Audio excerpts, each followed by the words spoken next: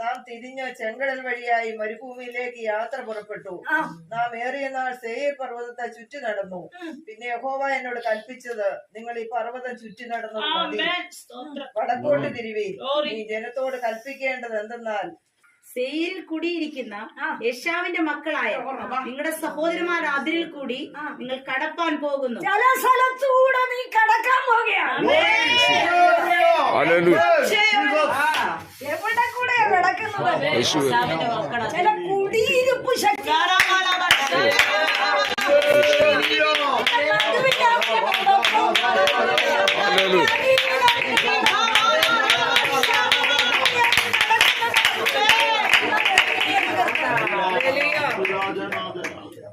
സേയിരിൽ കുടിയിരിക്കുന്നത് യേശാവിന്റെ.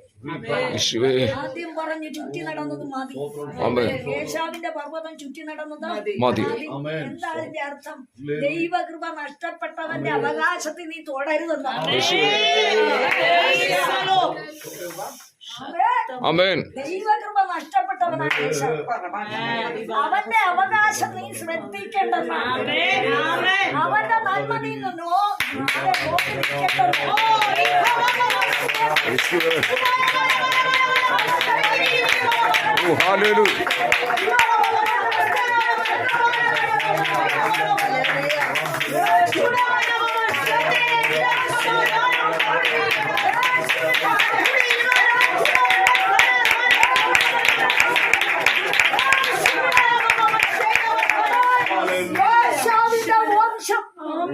ദൈവം തന്നെ കൊടുത്തതാ. യേശാവിന്റെ പർവ്വതം, സേയീർ പർവ്വതം ദൈവം തന്നെ കൊടുത്തതാ. ദൈവകൃപ നഷ്ടപ്പെട്ടവന് എന്തുണ്ട്? ഒരു അവകാശമുണ്ട്. എന്നാൽ നീ അതിന്റെ നടുവിൽ കിടക്കരുത്. നീ അതിൽ നീ അവനോട് പടയെടുക്കണ്ട. അവന്റെ മുൻപിൽ ഒരു കാലടി വയ്ക്കാൻ ഞാൻ നിന്നെ അനുവദിക്കത്തില്ല. ദൈവകൃപ നഷ്ടപ്പെട്ടവന്റെ വിഷയത്തിലേക്ക് നീ ചിന്തിക്കേണ്ടത്. ആട്ടിക്കളഞ്ഞവന്റെ അവകാശത്തെ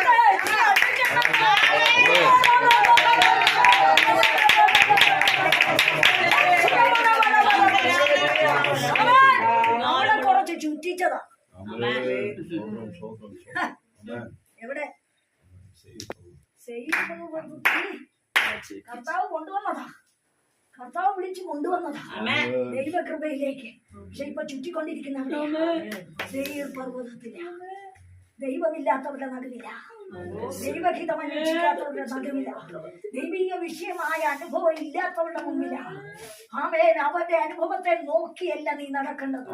ആമേൻ. നീ ഇപ്പൊ നിന്റെ കുടുംബം ചുറ്റുക, ചില വിഷയത്തിൽ ആമേൻ ഒതുക്കിക്കൊണ്ടിരിക്കുക, നിന്റെ അനുഭവം ഇല്ലാതാക്കിക്കൊണ്ടിരിക്കുക, നിന്റെ അളവ് നിന്റെ മടിയിൽ വരാതെ കിട്ടിയ ആമേൻ അകറ്റി വെച്ചുകൊണ്ടിരിക്കുക, നിന്റെ സന്തോഷത്തെ അടച്ചുകൊണ്ടിരിക്കുക, നിന്റെ തലമുറ നിനക്കെതിരായി തിരിയണമെന്ന് ശത്രു വാദിച്ചുകൊണ്ടിരിക്കുക.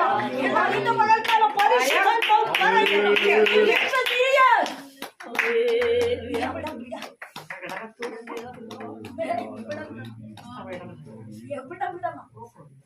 എവിടെ വിടണം? ദൈവം ശ്രദ്ധിക്കാത്ത വ്യക്തിയെ നീ ശ്രദ്ധിക്കാൻ പോകേണ്ടത്.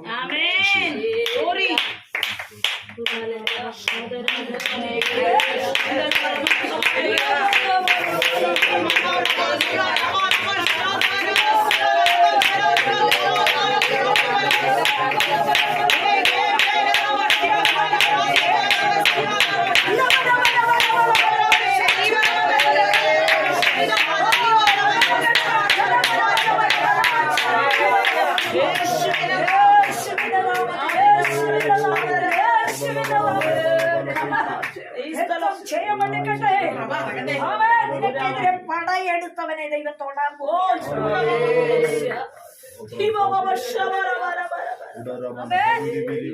ആരാ പടയെടുത്തത്?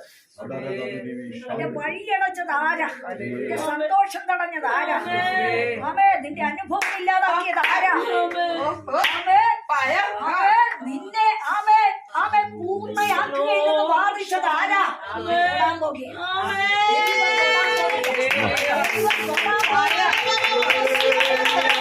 യേശുവിന്റെ നാമം. Hallelujah, hallelujah. യേശുവിന്റെ നാമം, യേശുവിന്റെ നാമം. ആമേൻ. ചിലതിനെ ദൈവം തൊടാൻ പോകും. നിന്നെ പീഡിപ്പിച്ചുകൊണ്ടിരുന്നവരെ വാദിച്ചുകൊണ്ടിരുന്നവരെ തൊടാൻ പോകുകയാണ്. നിന്റെ വഴിയടച്ചവരോട് തൊടാൻ പോകുകയാണ്. നിന്റെ സന്തോഷം തടഞ്ഞവരോട് തൊടാൻ പോകുകയാണ്. നിന്നെ ഒറ്റപ്പെടുത്തിയവരോട് അവൻ ദൈവം ഇടപെടാൻ പോകുകയാണ്. അവൻ മർക്കോസ് സുവിശേഷം 16:7 വാക്യം. യേശുവിന്റെ നാമം. അവന്റെ ശിഷ്യന്മാരോടും പത്രോസിനോടും അവൻ നിങ്ങൾക്ക് മുമ്പേ ഗലീലയ്ക്ക് പോകുന്നു എന്ന് പറവി. അവൻ നിങ്ങളോട് പറഞ്ഞതുപോലെ അവിടെ അവനെ കാണുമെന്ന് പറവിൻ എന്ന് പറഞ്ഞു. എങ്ങോട്ടാ? ഗലീലയ്ക്ക്. എന്ന് പറഞ്ഞ എന്നാ ഗലീല? സമൃദ്ധിയുള്ള വിടുതലുള്ള ഗലീലയിലെ നദി അങ്ങോട്ടും ഇങ്ങോട്ടും ഒഴുകുക. മത്സ്യജാലം ഇഷ്ടംപോലെ പെരുകും. സോതോമിലെ നദി കെട്ടിക്കിടക്കും. എന്നാ ഗലീലയിലെ നദിയോ ഒഴുകിക്കൊണ്ടിരിക്കും. ഗലീലയിലേക്ക് അവൻ പോവുക. ഇതെല്ലാം അവൻ നിന്റെ മുൻപിലുണ്ടെന്ന്, കുടുംബത്തിന്റെ മുൻപിലുണ്ട്. അവൻ പറഞ്ഞതുപോലെ അവൻ പോകുമെന്ന് പകലിൽ ഓർത്തോണം. ദൈവത്തിന്റെ ആത്മാവ് നിനക്ക് വേണ്ടി മുൻപിൽ ഇറങ്ങിയിരിക്കും.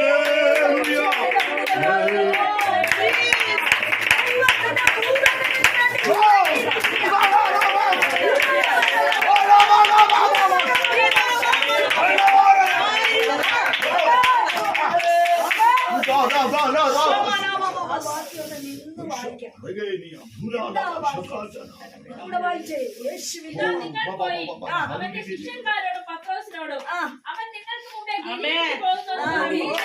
ഉദ്ദേശിക്കുന്ന സഭ, നീ ചെല്ലാൻ ഉദ്ദേശിക്കുന്ന വ്യക്തികള്, നീ ചെല്ലാൻ ഉദ്ദേശിക്കുന്ന അവൻ ആഗ്രഹങ്ങള്, നീ ആഗ്രഹിക്കുന്ന വിടുതലുകള് അതിനു മുമ്പ് ദൈവം ഇറങ്ങിയിട്ടുണ്ട്. ദൂതൻ ഇറങ്ങിയിട്ടുണ്ട്. വിഷയത്തിൽ ദൂതൻ ഇറങ്ങിയിട്ടുണ്ട്. കുടുംബത്തിൽ ദൈവത്തിന്റെ ദൂതൻ ഇറങ്ങിയിട്ടുണ്ട്. ഏത് ഭാരത്തിൽ നീ വന്നോ അവനെ കാണാൻ പോകുക.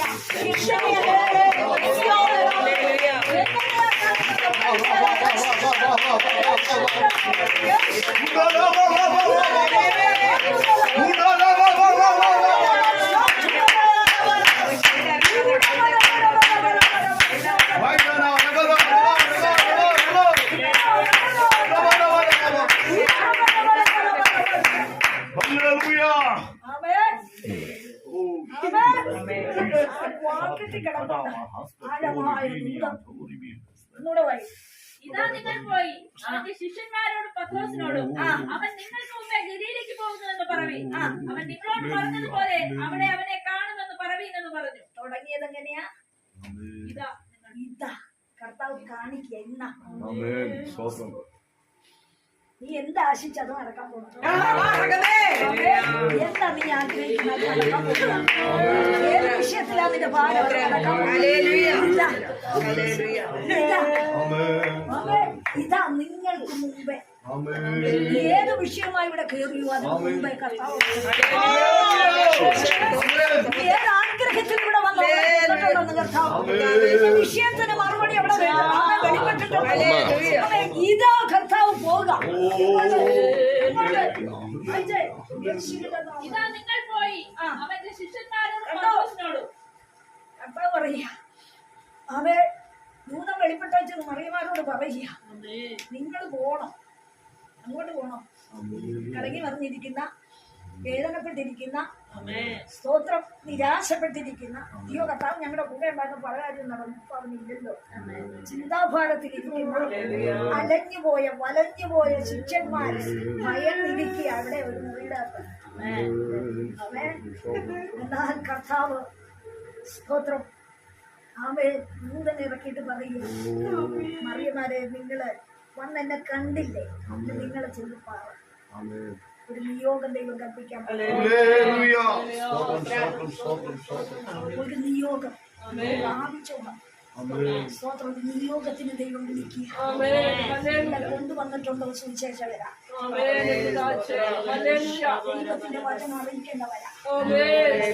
ദൈവത്തിന്റെ ദാസിയാണെന്ന്, കർത്താവിനേറെ പ്രയോജനമുള്ള ആളാണെന്ന് അവയെ വകയെന്ന് ചിന്തിക്കാനല്ല. ഇനിയും ചിലരോട് വീട് കിടക്കുന്ന ചിലരെ എഴുന്നേൽപ്പിക്കാനുള്ളവരാണ്. പിന്നെ ചിലതിനെ തൊട്ടെഴുന്നേൽപ്പിക്കേണ്ട വ്യക്തിയാണ്. ചിലതിനെ വിട്ടുവെച്ച് കർത്താവിന്റെ മുമ്പിൽ കൊണ്ടുവരേണ്ട വ്യക്തിയാണ്. ചില ബുദ്ധിയിൽ കിടന്ന് കറങ്ങുന്ന ചില കള്ള കഴുതകളെ അഴിക്കുവാൻ ദൈവം ക്ഷയമടിക്കട്ടെ. എന്നാല് അവര് ചെന്ന് പറഞ്ഞു, അവര് പറഞ്ഞോ പോയി. 7-ാം വാക്യത്തിൽ എന്താ പറയുന്നത്? അവൻ നിങ്ങൾക്ക് മുമ്പേ ഗലീലയ്ക്ക് പോകുന്നു എന്ന് പറവി. അവൻ നിങ്ങളോട് പറഞ്ഞതുപോലെ അവിടെ അവനെ കാണുമെന്ന് പറവീനെന്ന് പറഞ്ഞു. അവർക്ക് വിറയലും ഭ്രമവും പിടിച്ച് അവർ കല്ലറവിട്ട് ഓടിപ്പോയി. വിഷയമവർക്ക് വിറയല്, സ്തംഭനം, ഭയം. ഭയപ്പെടുകയാൽ ആരോടും ഒന്നും പറഞ്ഞു. ഭയപ്പെട്ടു. അപ്പൊ ഭയവും ഭീതിയും വിറയലും ഒക്കെ കേറിയാൽ യഥാർത്ഥ സത്യത്തിന്റെ നിയോഗം തടസ്സപ്പെട്ടു.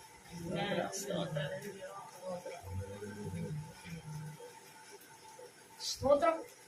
ദൈവം വിടുവിച്ചിരിക്കുക. വിഷയത്തിന് ദൈവം മറുപടി മടിയിൽ തന്നിരിക്കുക. പക്ഷെ ഇപ്പൊ നിൽക്കുന്ന സിറ്റുവേഷൻ എങ്ങനെയാ? ഭീതി, നിരാശ, വിറയല്, പല കാര്യത്തിന് തടസ്സം. എന്തുകൊണ്ടാ? ഒരു ഷെയ്ഡ് കണ്ടാ ഓർത്തോണം അതിനൊരു പൊരുളുണ്ട്. സ്തോത്രം. അപ്പൊ വിറയലും ഈ സ്തംഭനവും ഭീതിയും പരിഭ്രമവും ഒക്കെ വരുന്നത് എവിടെന്നാ? ഈ 4-ാം യാമത്തിൽ കർത്താവിന്റെ കൈ നോക്കി അല്ലെങ്കിൽ കർത്താവ് നിർബന്ധിച്ച് അയച്ചക്കരെ വിട്ടപ്പോ ഇവർക്ക് ഭയവും ഭീതിയും വിറയലും ഒക്കെ വന്നു ഇല്ലേ? അതിലാണ് ഇവർ വിളിച്ചു വന്നത്. കർത്താവിനെ അറിയാൻ കാരണം അവനെ വിശ്വസിക്കാത്ത എന്താ? ഒരിക്കലും വെള്ളത്തിന്റെ മുകളിൽ നടന്ന ഒരു അത്ഭുതം അവൻ കണ്ടിട്ടില്ല. അസാധ്യ മാധ്യമത്തിൽ കൂടി നിനക്ക് വരുന്ന വിടുതല് നമ്മുടെ ബുദ്ധി കൊണ്ട് അളക്കാനാ? 4 യാമം വരെ തുടങ്ങില്ലേ? എത്ര ശക്തമായ കാറ്റ, എത്ര വലിയ തിരയ, പൊങ്ങി വരുന്ന ഈ തിര, കടഭാരം, കഷ്ടം, വേദന, സമ്പന്നം, ഞെരുക്കം, ശൂന്യത, നിരാശ, പലവിധ അലട്ടല, രോഗങ്ങള്, മരണ വെല്ലുവിളികള്. എങ്ങനെ രക്ഷപ്പെടാൻ? പല വിഷയത്തിന്റെ മുഖത്ത് ഭാരപ്പെട്ട് നീ നിൽക്കുമ്പോ ഓർക്കണ്ട, നിന്റെ ദൈവമാണ് നിന്നെ ഇറക്കിയതെങ്കിൽ, ദൈവം നിന്നെ വിളിച്ചിട്ടുണ്ടെങ്കിൽ, അവനെ നീ വിശ്വസിച്ചിട്ടുണ്ടെങ്കിൽ, അവനെ നീ ആശ്രയിച്ചിട്ടുണ്ടെങ്കിൽ, അവനെ നീ അനുഗമിച്ചിട്ടുണ്ടെങ്കിൽ, അവനൊരു പ്രത്യേക മാധ്യമം വേണ്ട. നിന്നെ നമ്മുടെ ബുദ്ധി കൊണ്ട് പലത് എങ്ങനെ നടക്കും, ഇന്ന കാര്യങ്ങൾ എങ്ങനെ നടക്കും, ഇന്ന വിഷയങ്ങൾക്ക് മറുപടി എപ്പോഴാണ്, ഇന്ന കാര്യം എപ്പോഴാണ് നടക്കുക, നമ്മുടെ ബുദ്ധി കൊണ്ട് നമ്മൾ പല വിധത്തിലും കൂട്ടി. പക്ഷെ കർത്താവ് പറയാ, എടാ നിങ്ങൾ ഉദ്ദേശിക്കുന്ന അളവിലല്ല ഞാൻ. അറ്റത്ത് വെച്ചവൻ പിടിക്കുന്ന ദൈവം. 4 യാമം വരെയും വന്നില്ല. പക്ഷെ 4-ാം യാമത്തിൽ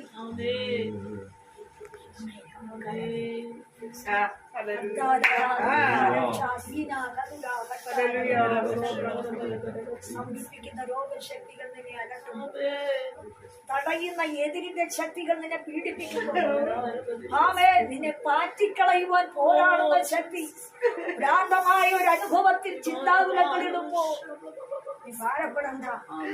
എന്റെ പക്ഷത്തുണ്ട്, ഞാൻ അവൻ എന്റെ ജീവന്റെ ബലം, ഞാൻ പരിചയം എടുത്താൽ മതി. വിശ്വാസത്തിന്റെ പരിച, ഉറപ്പിന്റെ പരിച, ദൈവവചനത്തിന്റെ പരിച.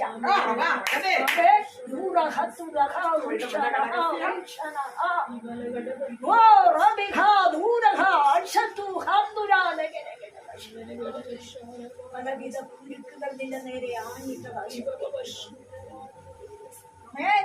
പലവിധ കുരുക്ക് നിന്നെ പറിച്ച് നിന്റെ ദേശത്തുനിന്ന് നിന്റെ ആമേ കുടുംബത്തിൽ നിന്നെ പറിച്ചു കളയുവാൻ ഇപ്പോഴൊന്നും തുടങ്ങിയ ഉപദ്രവമല്ല, നാളുകളായി വീട് അനുഭവിക്കുക.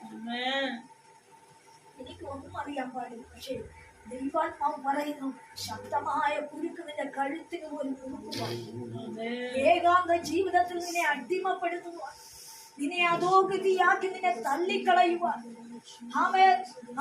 ബുദ്ധിഭ്രമത്തിൽ നീ ആയിത്തീരുവാൻ പോരാടിയ മണ്ഡലങ്ങളുണ്ടെന്ന് പരിശുദ്ധാത്മാവ് ആലോചന പറയുക. അടച്ചു കളഞ്ഞത് അനുഭവിപ്പിക്കയില്ലെന്നും അധോഗതി പ്രാപിപ്പിക്കുമെന്നും പലവട്ടം നിന്റെ കയ്യിൽ വരേണ്ട നന്മ തട്ടിത്തെറിപ്പിച്ചുകൊണ്ട് ശത്രുവായവൻ നിന്റെ ജീവിതത്തെ തൂക്കി നോക്കിയ അവസ്ഥയുണ്ടെന്ന് പരിശുദ്ധാത്മാവ് ഇന്ന് പകൽക്കാലം ആലോചന യുദ്ധം ചെയ്യപ്പെട്ടിട്ടെ. എങ്ങനെ പോകും, എങ്ങനെ നിൽക്കും, ഏതു വിധത്തിൽ മുന്നേറുമെന്ന് നീ ചോദിച്ച് അലഞ്ഞും വലഞ്ഞും പലവട്ടം എനിക്ക് ജീവിതം മടുത്തെന്ന് നീ ആക്രോശിച്ച സമയങ്ങളില്ലേ? മാറ്റിക്കളഞ്ഞതും പാതിരെ പിടിച്ച് നീ നീന്തിക്കിടന്നതും വാഴെന്ന് പറഞ്ഞ നിന്റെ അനുഭവത്തെ പരാജയമില്ലാതെ നടത്തിക്കൊണ്ടുവന്നതും കോവയല്ലേ യേശുവിന്റെ നാമത്തിൽ നീ ഉറപ്പുള്ളവളായിരിക്കുക, ധൈര്യമുള്ളവളായിരിക്കുക, ഉളിങ്ങാതെ ഇരിക്കുക. ചില പർവ്വതം നീ വിട്ടുമാറേണ്ടതുണ്ട്, ചില ഇടങ്ങൾ നീ വിട്ടുമാറേണ്ടതുണ്ട്, ചില പൊതുജനത്തിന്റെ കൂട്ടുകെട്ട് നീ വിട്ടുമാറേണ്ടതുണ്ട്, ദൈവകൃപ നഷ്ടപ്പെട്ടവരുടെ കൂട്ടായ്മ നീ വിട്ടുതിരിയേണ്ടതുണ്ട്.